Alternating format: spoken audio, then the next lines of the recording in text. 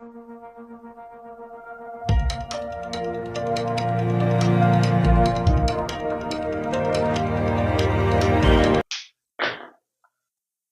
Everyone, welcome to the learning loop online education platform. जैसा कि आपको मालूम है कि आज मैं आपको आरडीबीएमएस के बारे में बताऊंगा कि आरडीबीएमएस क्या होता है, आरडीबीएमएस के विशेषताएं क्या होती हैं, आरडीबीएमएस के एडवांटेज क्या होते हैं, रूल्स ऑफ आरडीबीएमएस, आरडीबीएमएस के एग्जाम्पल कौन कौन से होते हैं। तो सबसे पहले मैं चलता हूँ टॉपिक्स पर। आरडीबीएमएस, आरडीबीएमएस का फुल फॉर्म होता है रिलेशनल डेटाबेस मैनेजमेंट सिस्टम। जैसा कि ये बताया गया है कि रिलेशनल डेटाबेस मैनेजमेंट सिस्टम, इसका मतलब ये है कि ये दो टेबल को आपस में कनेक्ट करने का काम करता है, तब रिलेशनशिप पे काम किया जाता है। तो इसमें सेकंड पॉइंट लिखा है, इसमें डेटा को टेबल के रूप में स्टोर किया जाता है। जब हम आरडीबीएमएस को बनाते हैं, मतलब कोई एक टेबल क्रिएट करते हैं, तो उसमें क्या होता है कि टेबल के अंदर हम कंटेंट को लिखने का काम करते हैं, मतलब डेटा को स्टोर करने का काम इसके अंदर किया जाता है, टेबल के अंदर किया जाता है। हर टेबल में एक रो होती है और एक कॉलम होता है। तो जो रो होती है उसको हम रिकॉर्ड कहते हैं और जो कॉलम होता है उसको हम फील्ड कहते हैं। इसके बाद आता है आरडीबीएमएस की विशेषताएं क्या होती हैं। सबसे पहले देखें आप, तो जो डेटा टेबल होती है उसको फॉर्मेट में होता है। सेकंड पॉइंट आता है टेबल आपस में रिलेशनशिप के द्वारा जुड़ी होती है। जैसा कि मैंने बताया कि एक हमारे पास टेबल है, एक हमारे पास सेकंड टेबल है, इसमें कुछ डेटा लिखा हुआ है। अगर हम इसको इस प्रकार से आपस में कनेक्ट कर दें तो ये 1 to 1 रिलेशनशिप कहलाता है। अगर हमारे पास अदर टेबल है, इस प्रकार से अगर हम इसको ऐसे कनेक्ट कर दें एक से, तो 1 to many रिलेशनशिप कहलाता है। तो इसके अंदर ये डेटा को टेबल के अंदर हम फॉर्मेट के रूप में लिखते हैं। यहां पर बताया गया टेबल आपस में रिलेशनशिप के द्वारा जुड़ी होती है, मतलब एक दूसरे से आपस में क्या कर दी जाती है, उनको कनेक्ट कर दी जाती है। थर्ड पॉइंट आता है आपका डेटा को आसानी से खोजना, मतलब हम खोज कैसे सकते हैं, डेटा को फाइंड आउट कैसे कर सकते हैं।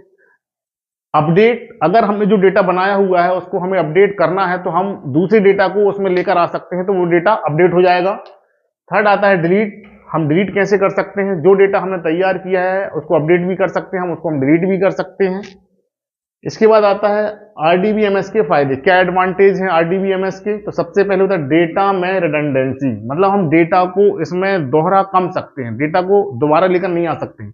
लेकिन जब अगर हमें डेटा का यूज करना है तो हमें उसको डिलीट करना पड़ेगा, अपडेट करना पड़ेगा, तब जाकर डेटा आएगा। सेकंड पॉइंट है डेटा सिक्योरिटी एंड सही, मतलब जो डेटा की सिक्योरिटी है वो किस प्रकार से हम उसको सुरक्षित रख सकते हैं, मतलब डिफरेंट टाइप्स के पासवर्ड का एक जगह, एक फाइल को हम दूसरी जगह सेव करके रख सकते हैं या शेयरिंग कर सकते हैं, तब जाके हमें उसका लाभ मिल सकता है। सिक्योरिटी इस प्रकार से होती है, हमें डेटा को सुरक्षित कैसे रखना है। थर्ड पॉइंट आता है डेटा को आसानी से मैनेज किया जा सकता है। अब मैनेज कैसे कर सकते हैं हम, जैसे हमने डेटा को टेबल के रूप में बनाया है, तो उसको हमको किस नाम से सेव करना है, कौन सी जगह पे सेव करना है। अब फाइल को सेव करने के लिए भी दो प्रकार होते हैं, एक होता है सेव, एक होता है सेव एज। तो सेव का मतलब ये होता है कि अगर हमने डायरेक्ट कंट्रोल+S दबा दिया तो डॉक्यूमेंट में जाके सेव हो जाएगा, और अगर सेव एज दबाया हुआ है तो हमें उस डेटा का एक पाथ या उसका एड्रेस या उसका एक एक्सटेंशन नेम होगा जिसके नाम से हम फाइल को पहचानेंगे। तो इस प्रकार से हम डेटा को मैनेज भी कर सकते हैं। मैनेज करने का मतलब ये भी होता है कि हम जो डेटा तैयार कर रहे हैं उसमें हम कितने प्रकार के तरीकों से उसको मैनेज कर सकते हैं। फोर्थ पॉइंट आता है एक से ज्यादा यूजर एक साथ काम कर सकता है, मतलब इसमें क्या है कि एक यूजर के अलावा भी बहुत सारे यूजर इसमें काम कर सकते हैं। इसके बाद आता है आरडीबीएमएस के रूल। फर्स्ट है डेटा केवल टेबल में स्टोर होता है, मतलब जो डेटा होता है वो स्टोर करने के लिए यूज किया जाता है ओनली टेबल के अंदर। सेकंड पॉइंट आता है हर रिकॉर्ड की यूनिक पहचान होती है। जैसे कि मान के चलो कि हमने डेटा को सेव कर दिया, अब यूनिक आइडेंटिफाई कैसे करेंगे। अब हम किसी टेबल को बनाते हैं तो उसमें बहुत सारी की का यूज किया जाता है, जैसे प्राइमरी की हो गई, फॉरेन की हो गई, कैंडिडेट की हो गई, तो उसकी अपनी एक यूनिक की होती है। अगर हम प्राइमरी की का यूज कर रहे हैं, अगर हमने एक नंबर दबा दिया है, 1 नंबर उसमें स्टोर करके रख दिया है, तो हम उस नंबर को चेंज नहीं कर सकते हैं, तो वो एक यूनिक नंबर हो जाएगा, एक आइडेंटिफाई हो जाएगा। इसके बाद थर्ड आता है नल वैल्यू की अनुमति। नल मीन्स होता है खाली, मतलब ये क्या है कि एक वैल्यू को खाली रखता है, इसकी अनुमति देने का काम करता है।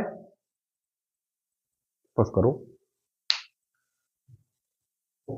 इसके बाद आता है आरडीबीएमएस के उपयोग, क्या यूज है, कैसे हम उसका उपयोग कर सकते हैं, किस किस जगह पर कर सकते हैं।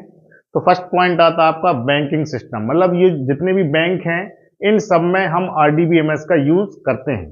सेकंड आता है स्कूल कॉलेज मैनेजमेंट, मतलब जितने भी स्कूल हैं, गवर्नमेंट हैं, प्राइवेट हैं और जितने भी कॉलेज हैं, इन सब में मैनेजमेंट का यूज करने के लिए हम रिलेशनल डेटाबेस मैनेजमेंट सिस्टम का यूज करते हैं। थर्ड आता है रेलवे रिजर्वेशन, इसमें भी हम इसका यूज करते हैं आरडीबीएमएस का। ई कॉमर्स वेबसाइट, मतलब जितनी भी ऑनलाइन वेबसाइट बनी हुई हैं उनमें भी हम रिलेशनल डेटाबेस मैनेजमेंट सिस्टम का यूज करते हैं। इसके बाद देखते हैं कि आरडीबीएमएस के नुकसान क्या क्या है।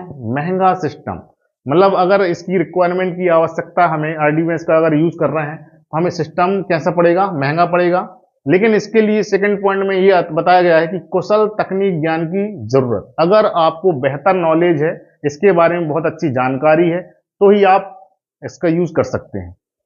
थर्ड पॉइंट है सिस्टम जटिल, मतलब इसमें जो सिस्टम होता है वो थोड़ा कठिन होता है, इसका रखरखाव महंगा होता है। आरडीबीएमएस में इसका जो रखरखाव होता है वो कैसा होता है, महंगा होता है।